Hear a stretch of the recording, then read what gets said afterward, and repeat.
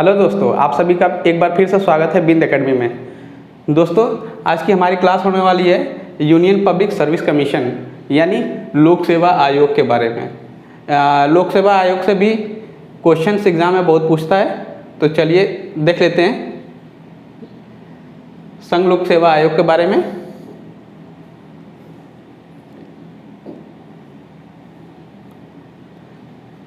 संघ लोक सेवा आयोग, इसका पहला पॉइंट है संविधान के 14वें भाग में। ठीक है, संविधान के 14वें भाग में अनुच्छेद 315 से 323 तक इसके जो शक्तियां हैं और कार्य हैं, और इसके अलावा गठन, सदस्यों की नियुक्ति, बर्खास्त यानी उनको निकालना के बारे में बताया गया है। याद रखना, संविधान के भाग 14 में और अनुच्छेद 315 से 323 तक क्या क्या दिया गया है। यूपीएससी के शक्तियां और कार्य के अलावा उसके गठन, सदस्यों की नियुक्ति और सदस्यों को बर्खास्त करने का प्रक्रिया बताया गया है। ठीक है, फिर अगला पॉइंट आता है कि संघ लोक सेवा आयोग में एक अध्यक्ष व कुछ अन्य सदस्य होते हैं। ठीक, एक अध्यक्ष होता है और जो और सदस्य होते हैं उनका जो कितने होंगे वो निर्धारित नहीं किया गया, संख्या निर्धारित नहीं की गई है। तो एक सदस्य होता है और अन्य सदस्य होते हैं, कुछ होते हैं जो राष्ट्रपति के ऊपर छोड़ दिया गया है और राष्ट्रपति ही इन्हें नियुक्त करते हैं। ये राष्ट्रपति के ऊपर छोड़ा गया है कि ये अन्य सदस्य होंगे वह कितने नियुक्त करेंगे। लेकिन आमतौर पर देख लेते हैं, संविधान में आयोग की संख्या उल्लेख नहीं की गई है। ठीक है, संविधान में भी नहीं बताया गया कि सदस्यों की संख्या कितनी होगी, लेकिन एक सदस्य होता है और कुछ अन्य सदस्य होते हैं।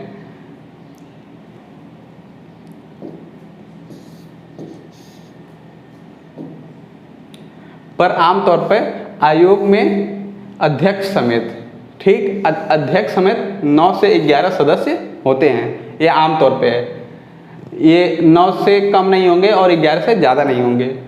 ठीक है, लेकिन अध्यक्ष को मिला के 9 से 11 सदस्य होंगे।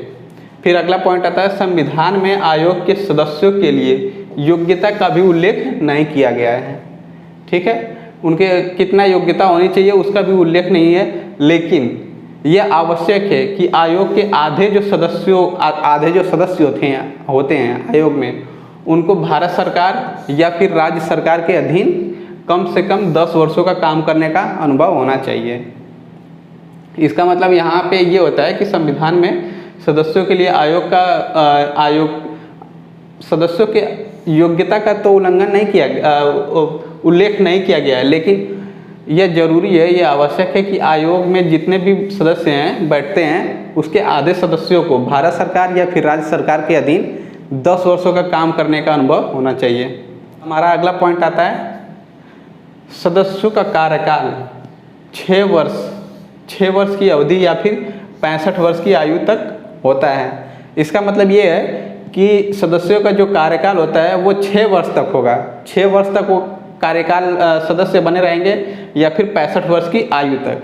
इनमें से जो भी पहले हो जाए वो पद छोड़ देंगे। अगर 6 वर्ष तक बैठ रहे हैं और 65 वर्ष की आयु हो गई तो छोड़ देंगे, या फिर 6 वर्ष तक नहीं बैठे रहे लेकिन 65 वर्ष की आयु हो गई तो भी छोड़ देंगे, यानी जो पहले हो जाए। फिर आगे आता है वे कभी भी राष्ट्रपति को संबोधित कर अपना त्याग पत्र, ठीक है, त्याग पत्र दे सकते हैं। अगर वह चाहें कि मैं सदस्यता छोड़ना चाहता हूँ सदस्यता, तो अपना त्याग पत्र जो है राष्ट्रपति को संबोधित कर सकते हैं और अपना पद छोड़ सकते हैं। फिर देखते हैं अगला पॉइंट,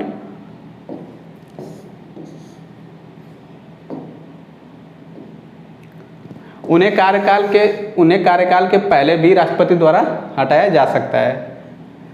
उनके जो कार्यकाल है उससे पहले भी उनको राष्ट्रपति के द्वारा हटाया जा सकता है। राष्ट्रपति संघ लोक सेवा आयोग के किसी भी सदस्य को कार्यवाहक अध्यक्ष नियुक्त कर सकते हैं। इसका मतलब ये हुआ कि जो राष्ट्रपति हैं, संघ लोक सेवा आयोग के जितने भी सदस्य हैं उनमें से किसी एक को कार्यवाहक अध्यक्ष नियुक्त कर सकते हैं, लेकिन कब करेंगे? जब ये अध्यक्ष उपस्थित नहीं रहेंगे तब, ताकि जो कार्यवाही है वो संपूर्ण रूप से चलती रहे, इसलिए कार्यवाहक अध्यक्ष नियुक्त कर सकते हैं वो।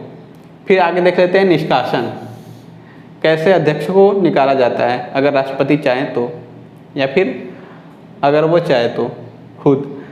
आगे देख लेते हैं, अगला पॉइंट है, अगर उसे दिवालिया घोषित कर दिया जाए।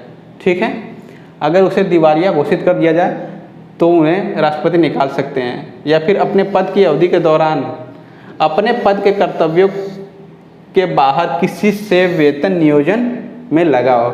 यानी ये यूपीएससी का सदस्य तो बने हैं, यूपीएससी का सदस्य बनने पे जो शक्तियां और कार्य और जो लाभ मिलते हैं, उसके अलावा ये किसी और प्राइवेट, जैसे प्राइवेट सेक्टर में भी ये लगे हैं, तो उस तरह अगर पाया जाता है कि ये प्राइवेट सेक्टर से भी उनको कुछ वेतन मिलता है, तो फिर उनके ऊपर कार्रवाई की जाएगी और उनको निकाल दिया जाएगा। फिर आगे देखते हैं, अगर राष्ट्रपति ऐसा समझते हैं कि वह मानसिक या शारीरिक अक्षमता के कारण पद पर बने रहने योग्य नहीं है। ठीक, अगर राष्ट्रपति को लगता है कि वह असक्षम है मानसिक और शारीरिक रूप से, तो उनको पद से हटा सकते हैं। फिर आगे देखते हैं, इसके अलावा राष्ट्रपति आयोग के अध्यक्ष या दूसरे सदस्यों को उनके कदाचार के कारण भी हटा सकते हैं, किंतु ऐसे मामले में राष्ट्रपति को यह मामला जांच के लिए उच्चतम न्यायालय में भेजना होगा। उच्चतम न्यायालय में भेजने के बाद उच्चतम न्यायालय जो निर्णय लेगा, जांच करेगा, उसके बाद ही राष्ट्रपति उन्हें हटा सकते हैं। ठीक, तो ये था हमारा लोक सेवा आयोग के बारे में। अब देख लेते हैं राज्य लोक सेवा आयोग के बारे में।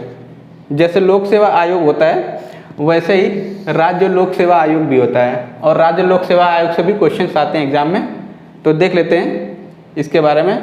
वैसे दोनों सेम होते हैं, बस इसमें राष्ट्रपति करते हैं और इस राज्य लोक सेवा में जो है राज्यपाल करते हैं, क्योंकि ये स्टेट का हो जाता है, स्टेट।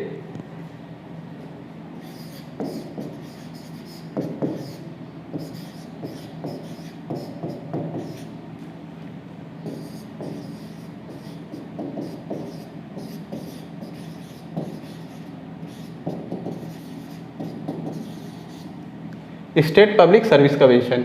ठीक है, इसका पहला पॉइंट आता है, संविधान के 14 भाग में अनुच्छेद 315 से 323 में ही राज्य लोक सेवा आयोग का भी उल्लेख किया गया है। ठीक है, तो अनुच्छेद 14 और भाग 14 और अनुच्छेद 315 से 323 में ही राज्य लोक सेवा आयोग और जो है सेवा आयोग दोनों के उल्लेख किए गए हैं।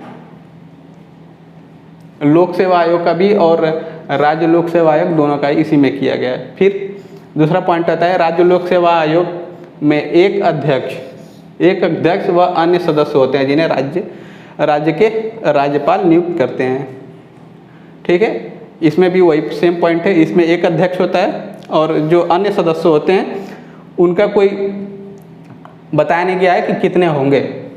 ठीक, और उसी तरह उसमें जो है राष्ट्रपति नियुक्त करते हैं लोक सेवा आयोग में, और इसमें राज्यपाल करते हैं, राज्य के जो राज्यपाल होते हैं वो नियुक्त करते हैं, और इनके ऊपर छोड़ा गया है कि वही तय करेंगे कि कितने सदस्य होंगे।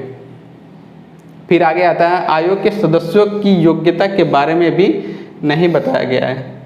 जैसे लोक सेवा आयोग के सदस्यों की योग्यता के बारे में नहीं बताया गया है, वैसे ही इसमें भी नहीं बताया गया है, परंतु आयोग के आधे सदस्यों को भारत सरकार या राज्य सरकार के अधीन कम से कम 10 वर्षों का काम करने का अनुभव होना चाहिए। जैसे उसमें सेम पॉइंट है, सिर्फ राज्यपाल का फर्क आ जाता है।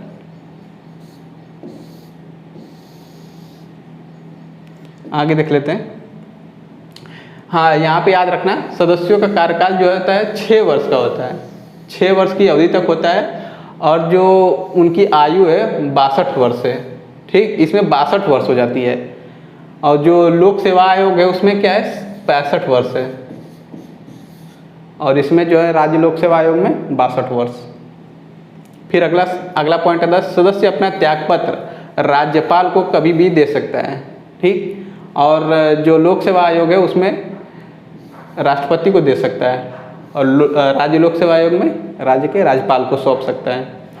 अगला पॉइंट आता है, राज्यपाल राज्य के लोक सेवा आयोग के किसी एक सदस्य को कार्यवाहक अध्यक्ष नियुक्त कर सकते हैं। ठीक है, और उसमें क्या है, राष्ट्रपति नियुक्त कर सकते हैं किसी एक सदस्य को कार्यवाहक अध्यक्ष के रूप में।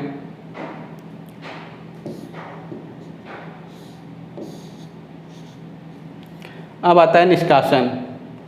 निष्कासन देखते हैं, भले ही राज्य के लोक सेवा आयोग के अध्यक्ष व सदस्यों की नियुक्ति राज्यपाल करते हैं। ठीक, यहाँ पे याद रखने वाली बात है, राज्य लोक सेवा आयोग के अध्यक्ष और सदस्यों की जो नियुक्ति है वो राज्यपाल के द्वारा होती है, लेकिन उन्हें केवल राष्ट्रपति ही हटा सकते हैं।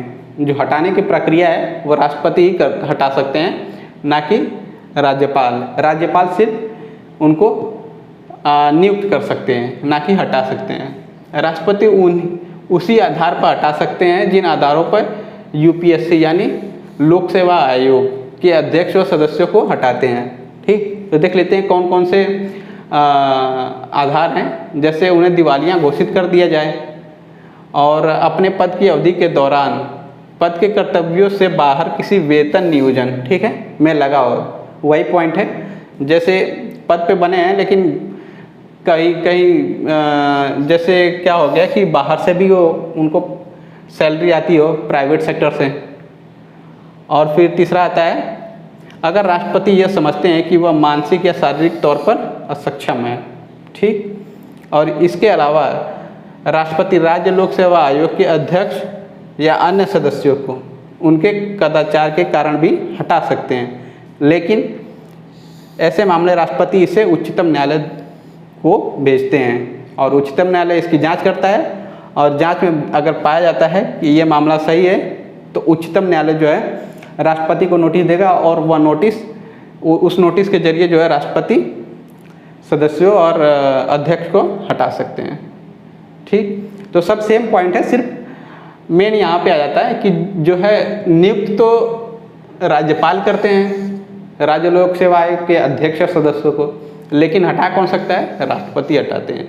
बाकी सब सेम पॉइंट है। ठीक, कार्यकाल 6 वर्ष का होता है दोनों का, लेकिन जो है लोक सेवा आयोग के अध्यक्षों का जो 65 वर्ष की आयु तक होते हैं, और राज्य लोक सेवा आयोग के सदस्यों और अध्यक्षों का 62 वर्ष। बस ये डिफरेंस है, बाकी सब सेम पॉइंट है। तो बस आज की क्लास के लिए इतना ही। उम्मीद करता हूँ कि राज्य लोक सेवा आयोग और लोक सेवा आयोग की क्लास आपको पसंद आई होगी और अधिक जानकारी मिली होगी। तो इस चैनल को अभी सब्सक्राइब कर लीजिए, बिंद एकेडमी, और हमसे बने रहिए। और वीडियो को लाइक कर दीजिए, शेयर करिए और कमेंट कर दीजिए। कोई भी सुझाव अगर देना हो या फिर अभी कोई क्वेश्चन रह गया हो तो वो हमसे कमेंट करके पूछ सकते हैं। और हमसे अभी जुड़े नहीं हैं, चैनल पर नए हैं, तो हमारे चैनल को सब्सक्राइब कर लीजिए, बिंद एकेडमी, और हम आपके लिए और भी अच्छी से अच्छी क्लासेस लाने वाले हैं। धन्यवाद।